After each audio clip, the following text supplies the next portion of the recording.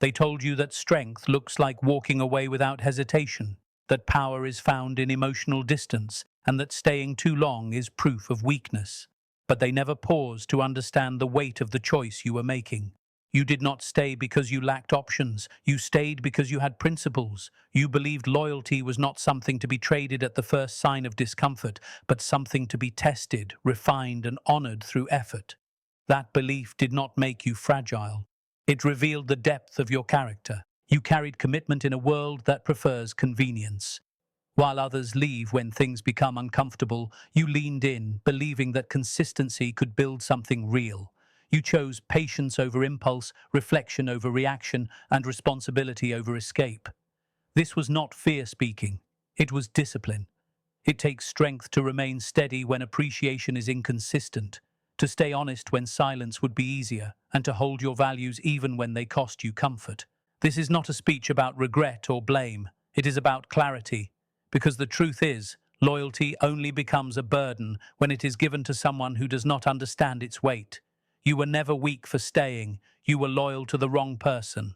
And today, we separate devotion from self-betrayal, endurance from self-respect, and strength from the silence that hides it. Loyalty is not fragility. It is disciplined strength forged in silence. They taught you to believe that leaving is strength and staying is weakness, that endurance is a flaw and patience is a mistake. Society celebrates the quick exit, the dramatic goodbye, the cold detachment that looks powerful from a distance. But what they never tell you is this: walking away is easy when you never truly invested your heart. Staying, truly staying, requires emotional discipline, inner structure, and a willingness to face discomfort without applause. You did not stay because you were afraid to be alone. You stayed because you were loyal to what you believed love and commitment were meant to be. Loyalty is not fragility. Fragility collapses under pressure. Loyalty absorbs pressure and remains intact. It means you showed up on days when appreciation was absent, when clarity was delayed, when effort felt one-sided. You held the line because you believed consistency could build something lasting. That belief does not come from weakness, it comes from character. Weak people abandon at the first inconvenience. Loyal people assess, endure, and try to repair before they retreat. You did not confuse pain with purpose. You simply believed purpose required patience. You were accused of tolerating too much, of giving too many chances, of hoping beyond reason. But hope is not ignorance, it is courage. It is the courage to assume that people can grow, that effort can be met with effort, that honesty can awaken responsibility in another human being. You stayed because you thought your loyalty could be a mirror, showing them how to rise to the standard you were already living by. That belief may have been misplaced, but it was not foolish. It was human. There is a profound difference between being unable to leave and choosing not to. You were not trapped. You were choosing commitment over convenience. Every day you stayed was an active decision, not a passive surrender. You evaluated, you reflected, you weighed your conscience. You asked yourself whether leaving would betray your values more than staying would cost your comfort. That inner debate alone proves strength. Fragility avoids such questions. Loyalty faces them head-on and accepts responsibility for the choice it makes. What truly happened is not that you were weak, but that your loyalty was unmatched. You were playing by rules the other person never agreed to follow. You brought depth into a space that operated on ease. You brought responsibility into a dynamic that preferred freedom without accountability. When two people live by different internal laws, the one with standards always appears demanding, and the one without them appears relaxed. But relaxed is not strong. Relaxed often means unchallenged. Your loyalty became visible only when it was no longer returned. That is how integrity reveals itself, when it continues without reward. You gave stability where instability was normalized. You gave patience where impatience ruled. You gave honesty where avoidance felt safer. And when those offerings were not respected, the world rushed to label you as weak instead of asking why your strength was wasted in the wrong place. Society often misunderstands quiet endurance because it does not announce itself. Understand this clearly. Loyalty becomes self-harm only when it is denied boundaries. And boundaries are not walls, they are standards with consequences. The lesson was never to stop being loyal. The lesson was to require reciprocity. Loyalty must be mutual to remain honorable.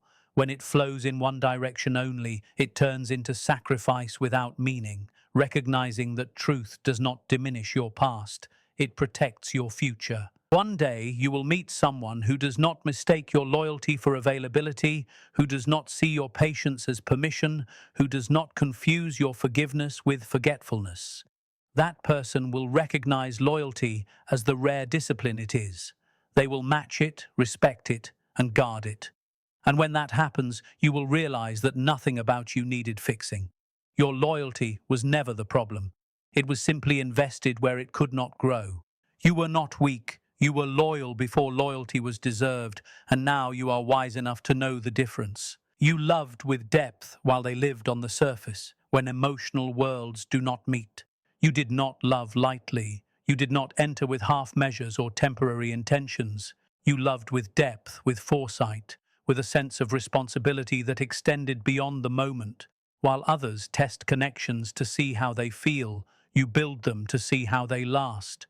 That difference alone changes everything, because when someone lives on the surface, depth feels heavy to them. It feels demanding, not because it is wrong, but because it asks them to become more than they are prepared to be. Depth means consistency.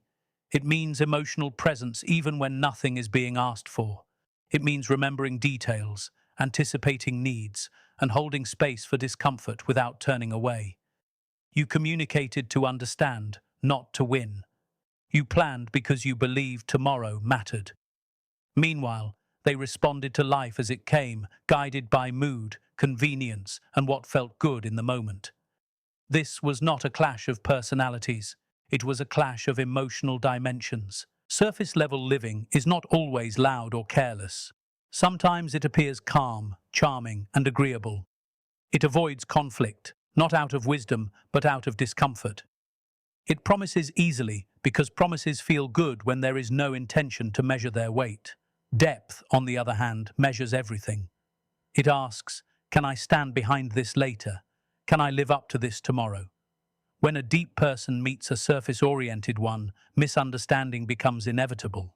One feels overextended, the other feels overwhelmed. You tried to translate your depth into a language they could understand. You simplified your needs. You softened your expectations. You delayed your questions. You told yourself that clarity would come with time, that maturity would arrive once they felt safe enough. But depth cannot be postponed without consequence. When you delay your truth, it does not disappear, it accumulates. And eventually, the weight of what remains unsaid becomes heavier than the risk of speaking it. They did not lack affection. They lacked capacity. They enjoyed the benefits of your depth, your stability, your emotional reliability, your understanding, without realizing the responsibility that comes with receiving such things. Surface living often confuses access with entitlement. They became comfortable with your presence without committing to your world. And because you made depth feel safe, they assumed it required no effort to maintain. You mistook their calmness for emotional strength. In reality, it was emotional avoidance disguised as peace. True peace does not fear conversation. It does not disappear when accountability arrives. Depth seeks alignment, not control. It asks questions not to trap, but to understand. Surface living avoids questions because answers demand consistency, and consistency is uncomfortable for those who have never practiced it. This imbalance slowly trained you to doubt yourself. You began to wonder if you were too intense, too serious, too invested. But intensity is not excess when it is aligned with purpose. Seriousness is not heaviness when it is grounded in values. You were not asking for perfection, you were asking for presence. And presence is impossible when someone only knows how to show up halfway. Depth recognizes patterns. Surface living reacts to moments. You noticed cycles, emotional gaps, and unresolved issues. They noticed only what was immediately in front of them. This made you seem critical and them seem easygoing. But awareness is not criticism. It is responsibility. Seeing clearly is not negativity, it is maturity. You were building something internally while they were maintaining comfort externally. The truth is painful but liberating. You cannot teach depth to someone who has never needed it. Depth is often born from reflection, struggle, and self-examination. It requires sitting with discomfort long enough to learn from it. Those who live on the surface are not evil or cruel. They are simply untrained in emotional responsibility. But untrained hands should not be trusted with fragile things. One day, your depth will meet depth, and in that space, you will not feel demanding or misunderstood. You will feel recognized. Conversations will not feel like negotiations. Effort will not feel like persuasion. You will not have to shrink your inner world to make room for someone else's limitations. Until then, remember this: you did not love wrongly. You loved fully. And that is never something to be ashamed of. Endurance was your nature, not your failure. When staying too long came from hope, not fear. You stayed longer than logic would advise, longer than pride would tolerate, longer than others could understand. From the outside, it looked like hesitation. From within, it was conviction. You did not remain because you were unaware of the cost. You remained because you believed effort could still change the outcome. Endurance was not something you learned out of desperation. It was part of your nature. You were built to persist, to repair, to give time a chance to reveal growth. That instinct did not come from fear of loss. It came from faith in possibility. Hope is often misjudged by those who have never carried it responsibly. To hope does not mean to ignore reality. It means to see reality clearly and still believe improvement is possible. You saw the flaws. You felt the imbalance. You noticed the moments where effort was uneven and accountability was delayed, yet you chose to stay present, to communicate, to adjust. That choice required emotional stamina. Weakness avoids prolonged discomfort. Endurance lives inside it and keeps functioning. You believed patience could soften indifference, that consistency could awaken commitment. These beliefs were not naive. They were rooted in your own experience of growth. You know change is possible because you have changed before. You assumed others were equally willing to reflect, to correct, to mature.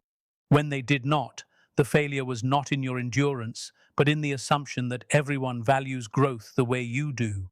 Endurance becomes dangerous only when it is disconnected from self-respect, and that disconnection does not happen suddenly, it happens gradually. At first, you extend patience because it feels fair, then you justify silence because you don't want conflict. Eventually, you minimize your own needs because you don't want to seem demanding. None of this happens because you are weak, it happens because you are invested. Investment clouds exit points, not because you are trapped, but because leaving feels like abandoning something you worked hard to build. You were not blind to the signs. You were loyal to the process. You believed that walking away should be a last resort, not a first reaction. That belief speaks to your integrity. You did not want to leave knowing you could have done more.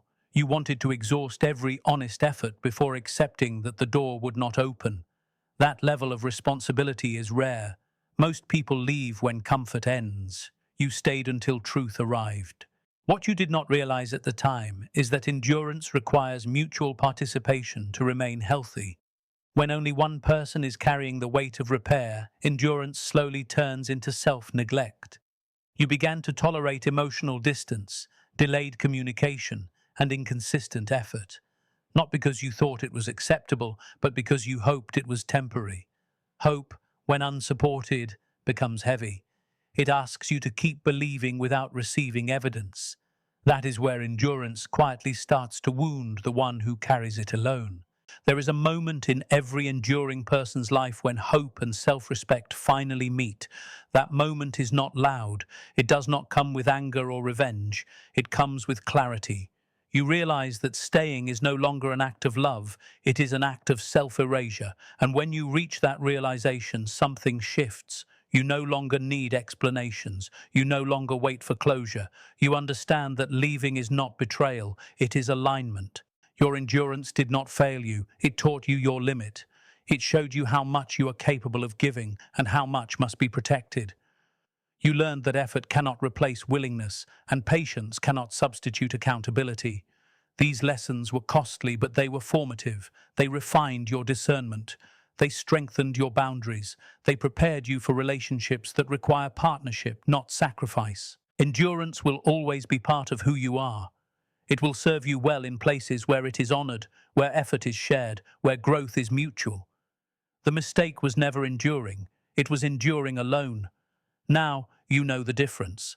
And that knowledge will ensure that your strength is never again mistaken for your weakness. They benefited from what they could not value. When loyalty is received without responsibility, some people do not reject loyalty outright. They accept it quietly, comfortably, and without reflection. They take what is offered because it is available, not because they understand its worth. You entered with sincerity, consistency, and emotional reliability. You offered stability without demanding immediate proof of return. And in doing so, you gave someone access to something they never learned how to protect. This was not manipulation on your part. It was generosity meeting unprepared hands.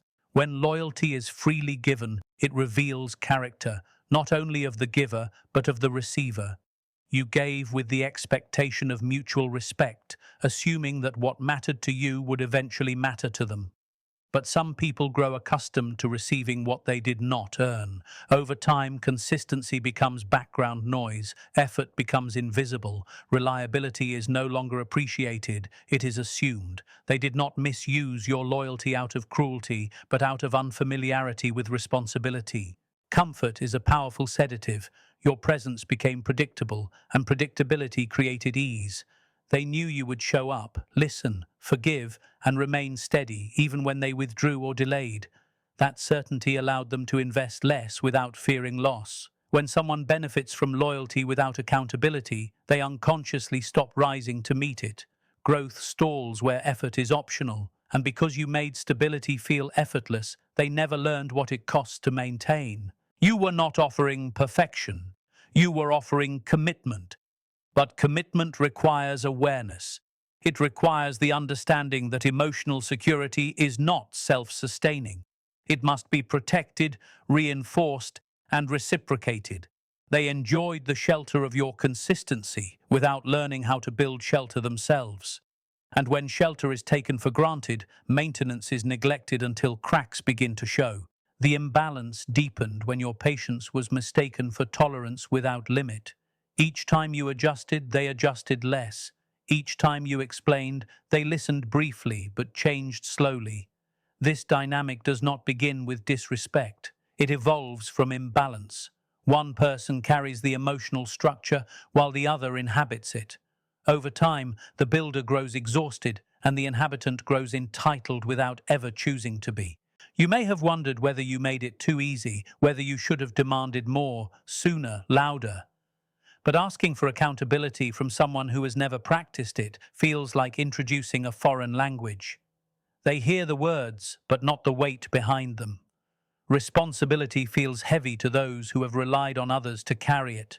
Your loyalty exposed their lack of preparation, not your lack of boundaries. There is a painful realization that arrives when you understand this truth. Some people only value what they risk losing. As long as your loyalty was guaranteed, it required no protection. As long as forgiveness was available, change felt unnecessary. This does not make them heartless, it makes them untrained. But untrained does not mean harmless. Even without intention, they benefited from your presence while offering uncertainty in return. Walking away in such moments is not an act of bitterness, it is an act of correction.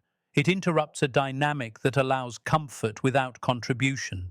It teaches a lesson that words cannot. Not everyone will learn it, but the lesson is not for them, it is for you.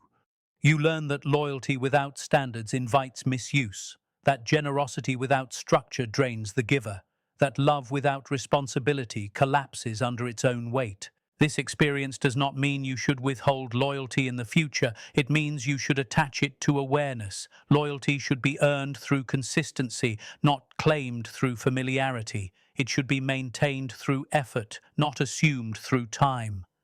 The right people will not feel burdened by this. They will feel honored. They will recognize loyalty as something to guard, not something to lean on without effort. They benefited from what they could not value. You learned what loyalty is worth, and that knowledge ensures that what you offer next will be received with the respect it deserves. Your loyalty must now serve you, transforming devotion into discernment and self-respect. There comes a moment when loyalty must change direction, not because it has failed, but because it has finished teaching its lesson. You have learned what it means to give deeply, to stay present, to endure with hope. Now, loyalty must serve you with the same intensity it once served others. This is not a retreat into selfishness, it is a return to balance. Loyalty that is not extended inward eventually turns into self-neglect, and you have outgrown that version of yourself. Serving yourself does not mean becoming guarded, cold, or distant. It means becoming precise. You no longer offer devotion without observing character. You no longer invest where words are strong, but actions are inconsistent. Discernment is not suspicion. It is wisdom earned through experience. You have seen what happens when loyalty is assumed rather than earned. From now on, loyalty moves slowly, deliberately, and with clarity. It aligns with values, not promises. You once believed that loving harder would create safety, that understanding more would lead to change, that patience would eventually be rewarded. Now you understand a deeper truth. Effort does not inspire effort unless the other person is willing. Loyalty cannot awaken responsibility in someone who avoids it. This realization does not harden you, it liberates you. You stop negotiating for presence. You stop explaining why respect matters. You allow actions to speak where words once dominated. Your standards are not punishments. They are filters. They remove those who benefit without contributing, who receive without reflecting, who stay only while it is convenient. When loyalty serves you, it becomes selective. It does not abandon compassion, but it pairs compassion with boundaries. You can still be kind without being available to what drains you. You can still be understanding without accepting emotional imbalance. This is maturity, not distance. You may notice fewer people gaining access to you now. That is not loss, it is refinement. When loyalty is no longer automatic, only those who can meet it remain. These are people who show up consistently, who communicate honestly, who respect time and emotional labor. With them, loyalty does not feel heavy, it feels shared. You are no longer carrying the entire structure of the relationship alone. Serving yourself also means releasing the need for validation. You do not require acknowledgement from those who fail to value you. Closure does not come from explanations, it comes from alignment. When your actions match your self-respect, the noise fades. You no longer replay conversations, analyze intentions, or wait for understanding. You understand enough. You move forward without resentment because you are no longer trying to prove your worth to anyone. Your loyalty now protects your peace. It chooses environments where honesty is welcomed, where growth is mutual, where effort is visible. You invest in people who invest back, not perfectly, but sincerely. This does not mean relationships will be effortless. It means they will be fair. Conflict may still arise, but it will be addressed, not avoided. Discomfort may still exist, but it will not be one-sided. One day, you will look back and recognize this shift as the moment everything changed, not when you walked away from the wrong person, but when you walked toward yourself, when loyalty stopped being a sacrifice and became a standard, when love stopped being something you proved and became something you shared. That transformation is quiet, but it is powerful. Your loyalty is still your strength. It has not diminished. It has matured. Now it serves discernment, self-respect, and clarity. And when it is offered again, it will be met by someone who understands that loyalty is not a resource to be used, but a responsibility to be honored.